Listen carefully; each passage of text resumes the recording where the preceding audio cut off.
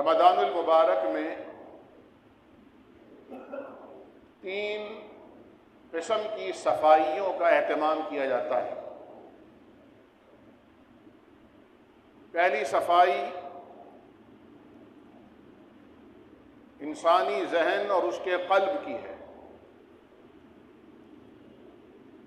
نبی کریم صلی اللہ علیہ وسلم نے فرمایا کہ جب انسان اللہ کی یاد سے غافل ہوتا ہے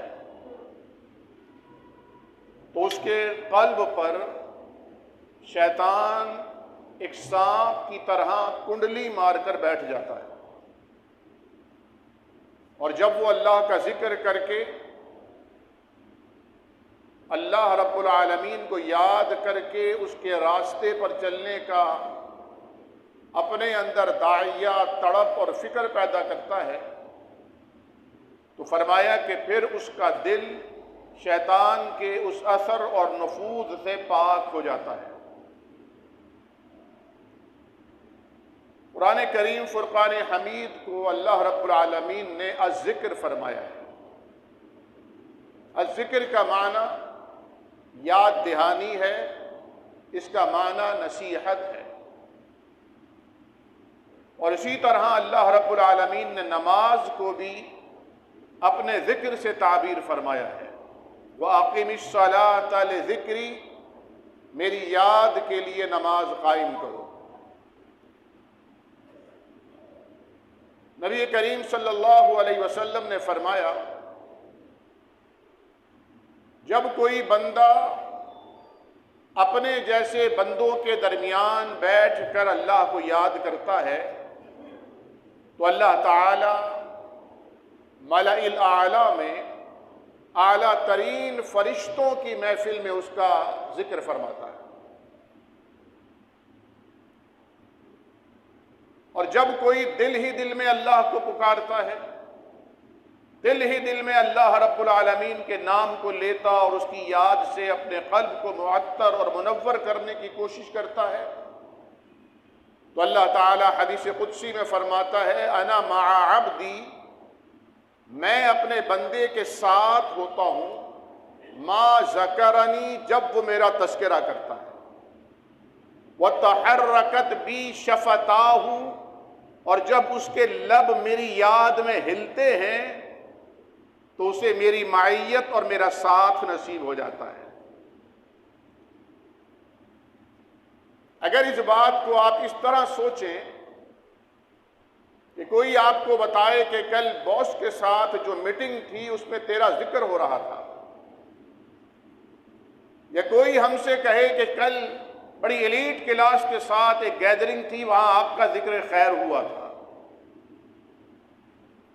کوئی کہے کہ پارلیمنٹ میں آپ کا نام لیا گیا تھا، وزیر اعظم اور صدر مملکت کی ملاقات میں آپ کا ذکر ہو رہا تھا، آپ امیجن کریں، تصور کریں، یہ ہمارے جیسے لوگ ہیں۔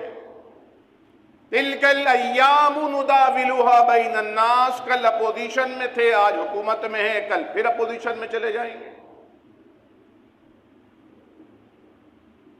پھر یہ وہ ہیں جن کا مزاج بدلتا ہے، یہ وہ ہیں جو آج خوش ہیں تو کل ناراض ہو جائیں گے، یہ وہ ہیں جو کسی کو نوازنا بھی چاہیں تو نواز نہیں سکتے، جن کا اقتدار بھی محدود، اختیار بھی محدود، زندگی بھی محدود۔ لیکن اگر آپ کا ذکر اللہ رب العالمین فرما رہا ہو جو ساری کائنات کا تنہا خالق اور مالک ہے، اور حضور کریم صلی اللہ علیہ وسلم نے فرمایا اللہ تعالیٰ کے اس کی شان کے مطابق دونوں ہاتھ خزانوں سے بھرے ہوئے ہیں اور وہ رات دن ان خزانوں کو مخلوق پر لٹا رہا ہے۔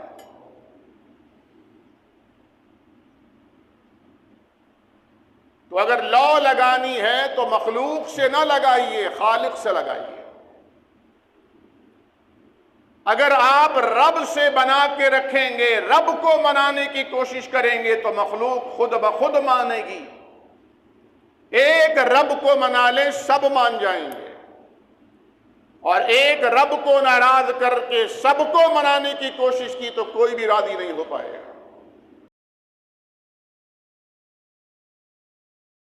دوسری صفائی انسان کے جسم اور روح کی ہوتی ہے روزے کے ذریعے۔ جب انسان روزہ رکھتا ہے اور کھانے پینے سے اپنے آپ کو روک کر رکھتا ہے تو اس کے وہ قوا جو قوائے حیوانی سے تعلق رکھتے ہیں وہ ان کی جو لو ہے، آنچ ہے، وہ مدھم ہو جاتی ہے۔ اس لیے لگتا ہے کہ طبیعت گری گری لگ رہی ہے، نیند نیند سی آ رہی ہے، تو کسی سے بحث کرنے کو دل نہیں چاہتا، لڑنے کو دل نہیں چاہتا۔ کہتے ہیں مغرب کی اذان ہو لینے دے پھر بتاؤں گا۔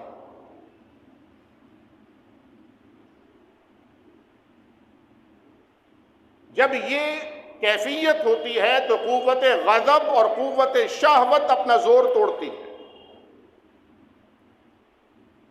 اس لیے نبی کریم صلی اللہ علیہ وسلم نے ان نوجوانوں سے کہا تھا جو جوان ہو چکے تھے لیکن شادی کرنے کی استطاعت نہیں تھی۔ استطاعت کا مطلب جسے آپ لے کر آئیں گے اس کے نان، نفقے، سکنہ، رہن، اس کے لباس کے لیے پیسے نہیں ہیں، تو فرمایا تھا کہ تم روزے رکھا کرو۔ یہ روزے رکھنا ایک تو تمہاری خواہش کو لگام دینے کا باعث بنے گا، دوسرا تم میں پاکیزگی پیدا ہوگی اور تمہاری نظریں جھکی رہیں گی۔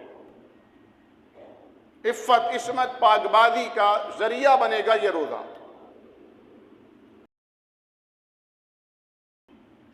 اور تیسرا کام جو رمضان المبارک میں صفائی اور ستھرائی کا ہوتا ہے وہ انسان کے مال کی پاکیزگی کا ہوتا ہے۔